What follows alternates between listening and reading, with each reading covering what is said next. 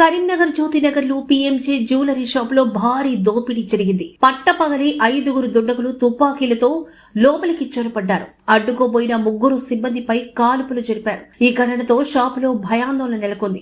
ఆ తర్వాత భారీ ఎత్తున బంగారు ఆభరణాల్ని దోచుకుని దుండగులు అక్కడి నుంచి పరారయ్యారు. గాయపడ్డ వారిని ఆసుపత్రికి తరలించారు. వారి పరిస్థితి విషమంగా ఉన్నట్టు తెలుస్తోంది. ఈ ఘటనపై సమాచారం అందుకున్న పోలీసులు ఘటనా స్థలానికి చేరుకుని విచారణ ప్రారంభించారు. సీసీటీవీ దృశ్యాల ఆధారంగా నిందితుల కోసమైతే గాలింపు కొనసాగుతోంది. ప్రత్యేక బృందాలతో అన్వేషణ ముమ్మరం చేశారు.